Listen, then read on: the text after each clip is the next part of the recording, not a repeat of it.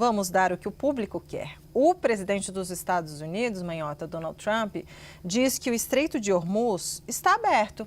Só que, claro, ele está contradizendo a afirmação do Irã de que a via não está aberta, permanece fechada para navegação. Fernanda, o que seria necessário para Washington controlar o Estreito de Hormuz? E quem tem razão nessa história? Está aberto ou está fechado? Dá para a gente responder isso? Pois é, Débora, essa é a pergunta que não quer calar. Eu diria que é também uma experiência que relembra aquela máxima de Schrödinger, né?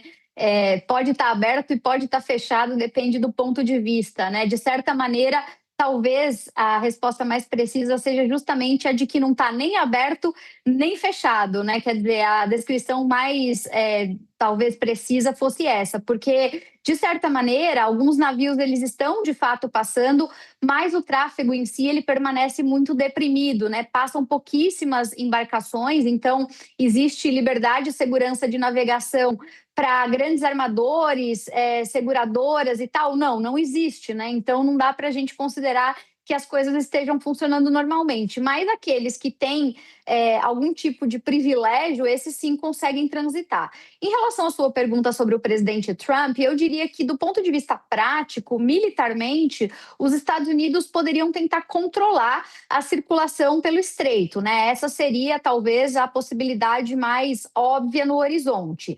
E isso Débora, muito diferente do que o próprio presidente Trump sugeriu dias atrás, né, com a postagem que ele fez nas redes sociais, quando ele insinuou que aquilo seria, de alguma forma, a incorporação do estreito a território americano. Juridicamente, isso não faz sentido, né? Ninguém pode simplesmente transformar Hormuz por declaração em território dos Estados Unidos.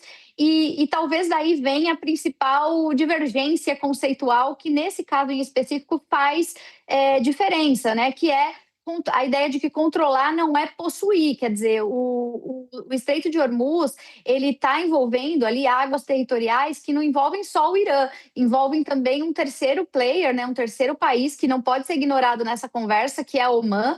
E os Estados Unidos, nesse sentido, eles podem até se beneficiar de acordos e de processos cooperativos que tornem uma cessão territorial válida, por exemplo. Isso não é absurdo, pensando em termos do direito internacional. Então, a gente poderia entender que um processo nessa direção fosse até, em alguma medida, possível. Mas, de novo, isso seria controlar o estreito e não possuir o estreito. Quando a gente fala sobre esse controle, ele seria, em tese, um controle militar e operacional de navegação, que, no fundo, é o que interessa do ponto de vista econômico aos Estados Unidos, né? Os Estados Unidos têm, claro, capacidade naval, se for o caso, para escoltar navios, retirar minas, atacar sistemas iranianos, que é o que o presidente Trump tem denunciado e tentado sugerir já há alguns meses, né? Então, isso, de fato, poderia representar um controle efetivo, mas isso não representaria uma incorporação territorial ou uma cessão de soberania de nenhuma forma, né? Significaria apenas que o sistema norte-americano daria viabilidade aos interesses dos Estados Unidos nesse momento em particular.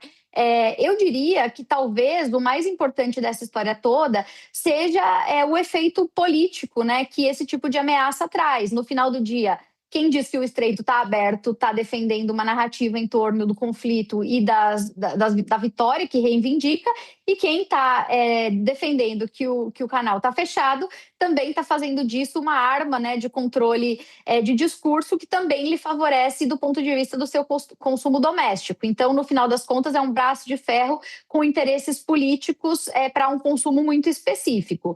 E, de alguma maneira, a própria noção de incorporação de território, de Trump declarando eventualmente essa intenção, não deixa de ser uma provocação política que tem um componente estratégico real, né? Os Estados Unidos, ao colocarem esse tipo de possibilidade na mesa, estão tentando, como já tem sido praxe em outras situações, empurrar a barganha, o limite da negociação numa direção que coloque mais peso sobre os iranianos, de modo que os iranianos aceitem voltar aos termos de uma eventual conversa, coisa que parece não estar acontecendo nesse momento, Débora.